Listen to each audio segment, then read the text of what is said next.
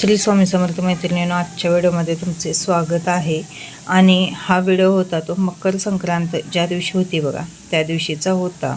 त्या दिवशी मी दारामध्ये असे छोटे पतंग काढलेले आहेत आणि जी लोटकी असतात ती आपले तिळगुळाने भरलेले अशी काढलेले आहेत। हा व्हिडिओ तुम्हाला संक्रांती दिवशीच्या व्हिडिओमध्येच म्हणजे हे करायचा होता, पोहोचवायचा होता, पण ते माझ्या कसं ती क्लिप जोडायची विसरूनच गेली, त्यामुळे मी आज ही क्लिप तुमच्यासोबत शेअर करत आहे। आणि सणावाराला मी दारामध्ये अशी रंगीत रांगोळी कायम काढत असते। मेन आपला सण आहे असं कधी वाटतं ज्यावेळी आपल्या दारामध्ये रांगोळी आपण काढतो, त्याचवेळी म्हणजे आपला सण आहे, आज काहीतरी आहे बाबा असं वाटतं। मला तर तसंच वाटतं, रांगोळीशिवाय कोणताही सण अपूर्ण आहे असं मला वाटतं। सण कोणताही असो, माझं रुटीन ठरलेलं असं सकाळी लवकर उठणे, अंघोळ वगैरे करणे आणि दारात पहिला हुंबऱ्याला हळदीचं लेपन करून सडा रांगोळी करणे, अंगण स्वच्छ करून, हा माझा पहिला नियम असतो। आणि तिथून पुढे मग बाकीच्या सगळ्या माझ्या सणाला म्हणजे कोणतंही काम असेल त्याला सुरुवात होते। आणि हा व्हिडिओ होता तो मौनी अमावस्या ज्या दिवशी होती त्या दिवशीचा होता। मी आता सडा रांगोळी वगैरे सगळं आवरून आलेलं आहे, हुंबऱ्याला हळदीचं लेपन वगैरे सगळं केलं आणि त्यानंतर पहिला देवपूजा, फरशी वगैरे पुसून घेतली आणि सगळ्या देवांना अभिषेक घालायचा असतो, कारण सातेसरा वगैरे आमच्या घरात असल्यामुळे अमावस्येला अभिषेक हा करावाच लागतो। श्री स्वामी समर्थ मैत्रिणींनो, शुभ सकाळ। सकाळचे वाजले असतील 9 वाजले असतील आणि आजच्या व्हिडिओची सुरुवात मी लवकर केलेली आहे, कारण 2 दिवस झाले आपले व्हिडिओ आलेले नाही आहेत आणि पण म्हटलं तुमच्यासोबत हा व्हिडिओ लवकर शेअर करावा। कसं होतं, व्हिडिओ अपलोड करायला वेळ झाला म्हणजे संध्याकाळी 6 वगैरे वाजले किंवा व्ह्यूज येतच नाहीत, कारण बरोबर आहे प्रत्येकजण कसं संध्याकाळच्या स्वयंपाकमध्ये वगैरे हे असतं, व्यस्त असतं, त्यामुळं कामामध्ये व्यस्त असल्यावर कोण व्हिडिओ बघणार असं होतं। त्यामुळं म्हटलं जरा व्हिडिओ लवकर आपण म्हणजे अपलोड केलेला बरा, म्हणून आज व्हिडिओची सुरुवात लवकर केलेली आहे। आणि आज आहे मौनी अमावस्या, देवांना अभिषेक वगैरे घातला, देवपूजा वगैरे झाली, सडा रांगोळी झाली, हुंबऱ्याला हळदीचं लेपन वगैरे सगळं करून छानशी अशी पूजासुद्धा झालेली आहे। फक्त फुलं तेवढी नेहमीप्रमाणे नाही आहेत। अभिषेकसाठी काही केळं वगैरे आणली नाहीत, दही, दूध, साखर, आल्याचा एक छोटासा तुकडा घातला आणि तूप असं घालून अभिषेक केलेला आहे। चला तर आजच्या व्हिडिओचा विषय कोणता आहे माहिती आहे का? सगळ्यांचा आपला आवडता म्हणजे आणि एकदम जिव्हाळ्याचा प्रश्न कोणता असतो तर घर। सगळ्यांना असं वाटतं बघा, कुणाला असं वाटत नाही की माझं होऊ नये, असं सगळ्यांना वाटत असतं की माझं म्हणजे स्वप्नातलं घर हे व्हावं, असं सगळ्यांना वाटत असतं, माझ्यापासून तुमच्यापर्यंत। तर ते घर होण्यासाठी आपण कोणते प्रयत्न केले पाहिजेत किंवा कोणत्या सेवा केल्या पाहिजेत हे आपण आजच्या व्हिडिओमध्ये बघणार आहे। कसं असतं बघा, घर होण्यासाठी आपली आर्थिक परिस्थिती पण म्हणजे त्याला कारणीभूत असतेच, पण कसं असतं नुसता एकेकांच्याकडे पैसा असतो तरी सुद्धा त्यांचं घर होत नाही, तर त्याला पण काहीतरी कारण असतं, लक्षात ठेवा। घर आणि लग्न हे शक्यतो म्हणजे ज्यावेळी व्हायचं त्यावेळेस होतात आणि ह्या गोष्टी ह्या नशिबाशिवाय होत नाहीत। ज्याच्या नशिबात आहे त्यालाच ते होतं, भले त्याजवळ पैसा नसला तरी सुद्धा ते होतं, कोणीतरी येऊन मदत करतं आणि ते घर होतं, लक्षात ठेवा। असं म्हणजे पैसाच नुसता लागतो असं पण नाही आणि पैसा नसून पण चालत नाही, आणि एकेकांच्याकडे पैसा असून पण होत नाही। मग सगळ्याच गोष्टीला म्हणजे वेळ काळसुद्धा महत्त्वाची असते। आणि सगळ्यात महत्त्वाचं कसं असतं बघा, आपण म्हणतो आता सेवा, नुसतं सेवा करून पण घर होत नाही, लक्षात ठेवा। तुम्ही नुसतं सेवाच केला आणि कष्ट नाही केला, कष्टाला पर्याय तर नाहीच आहे, नुसतं सेवाच केला आणि कष्ट नाही केलं तर तुमचं घर होणारच नाही, लक्षात ठेवा।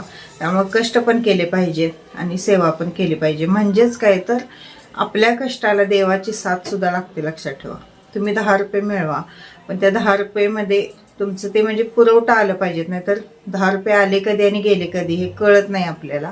तर त्याच्यासाठी आपल्याला देवाची साथ ही लागते, आणि ती देवाची साथ मिळवण्यासाठी आपण थोड्या सेवासुद्धा केल्या पाहिजेत। सेवा म्हणजे मी काय असं म्हणत नाही बाबा सगळं सोडा आणि सेवा करा। सगळ्यात महत्त्वाचं नामस्मरण, नामस्मरणात तर खूप महत्त्व म्हणजे खूप ताकद असते, लक्षात ठेवा।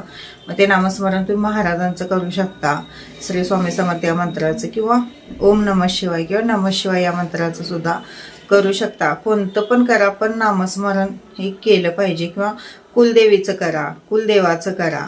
तुम्ही काम करत सुद्धा नामस्मरणाला काय बाबा सगळं सोडूनच बसावं असं काय नसतं, लक्षात ठेवा.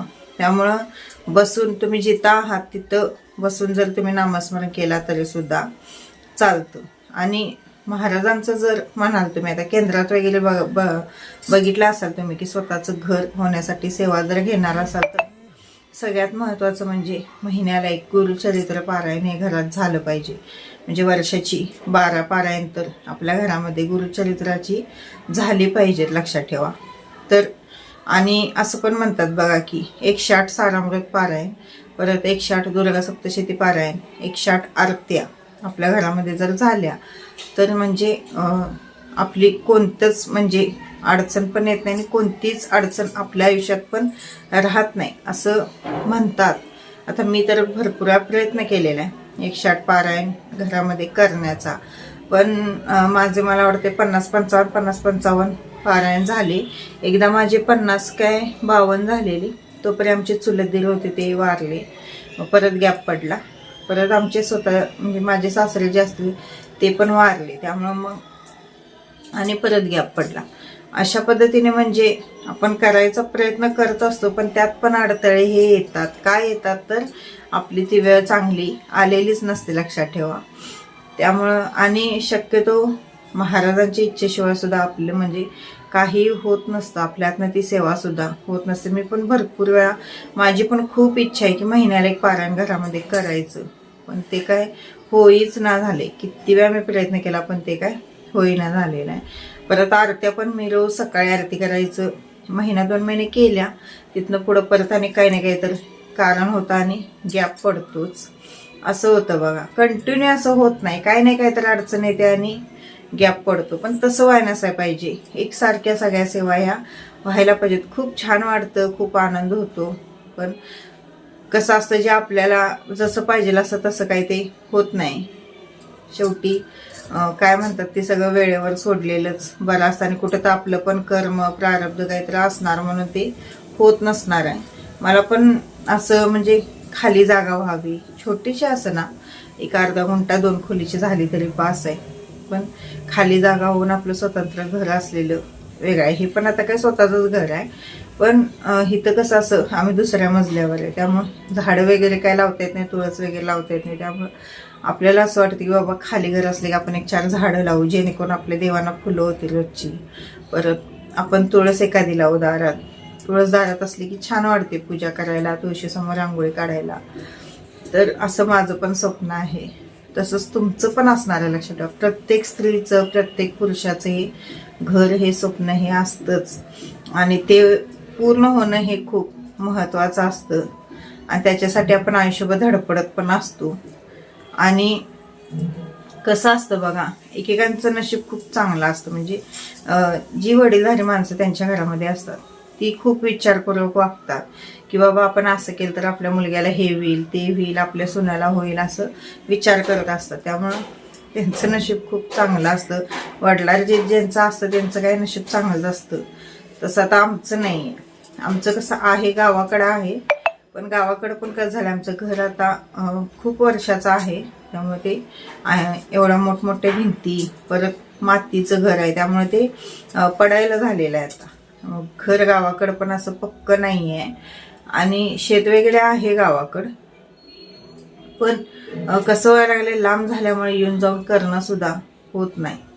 त्यामुळे ते आता लावणारच आहे आम्ही शेत, कारण की ते येऊन जाऊन होईनाच झालेलं आहे.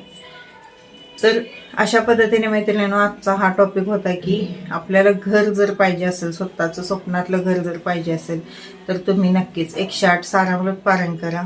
नाहीतर 108 शक्यतो कसं करायचं, पहिल्या पारायणालाच आपण संकल्प करायचा की महाराज माझ्याकडनं एक पूर्ण करून घ्या. तुम्ही महाराजांनाच विनंती करायची की माझ्याकडनं एक पूर्ण करूनच घ्या तुम्ही म्हणून. कारण कसं होतं, कोणताही अडथळा न येता आणि कोणतं पण पारायण सुरू करायच्या आधी दत्त मंदिरात किंवा केंद्रात जाऊन खडी साखर नारळ ठेवून पाया पडून तिथं विनंती करून यायची की माझी ही इच्छा आहे की हे पारायण मला 108 करायचे आहेत आणि ती माझ्याकडनं कोणतंही विघ्न न येता तुम्ही पूर्ण करून घ्या, असं सांगून आपण पाया पडून त्यांचा आशीर्वाद घेऊन यायचं. म्हणजे शक्यतो अडथळे जर येत असतील तर ते येणार नाहीत. त्यामुळे आपण तो प्रयत्न आधी केला पाहिजे. पहिल्यांदा तुम्ही 108 सारामृत करा, नंतर 108 दुर्गा सप्तशती करा आणि त्याच्यानंतर तुम्ही 108. आता तुमचं 108 ज्यावेळी सारामृत वगैरे चालू असतं त्यावेळी तुम्ही आरती पण केला तर चालतं बघा. म्हणजे तुमच्यासोबत त्या आरत्या पण 108 होऊन जातात. आणि त्यानंतर मग तुम्ही गुरुचरित्र पारायण महिन्याला एक केला. खूप छान, खूप चांगलं गुरुचरित्र पारायण तर. आणि गुरुचरित्र ग्रंथच असा आहे, म्हणजे वाचलं की खूप छान समाधान वाटतं. तर नक्कीच करा प्रयत्नांती परमेश्वर, प्रयत्न केल्याशिवाय तर काय होत नसतं, लक्षात ठेवा. त्यामुळे प्रयत्न नक्की करा. आणि व्हिडिओ कसा वाटला, माहिती कशी वाटली ते सुद्धा मला कमेंटद्वारे नक्की कळवा. व्हिडिओ आवडत असतील तर प्लीज चॅनलला सबस्क्राईब करा, व्हिडिओला लाईक शेअर आणि कमेंट करायला विसरू नका. कसं होतं, व्हिडिओ बघता तुम्ही, भरपूर लोक व्हिडिओ बघतात पण लाईक आणि कमेंट करत नाहीत, लक्षात ठेवा. पण लाईक आणि कमेंट प्लीज करत जावा, त्या खूप महत्त्वाच्या आहेत. चला भेटूया उद्याच्या व्हिडिओमध्ये. तोपर्यंत श्री स्वामी समर्थ, श्री गुरुदेव दत्त.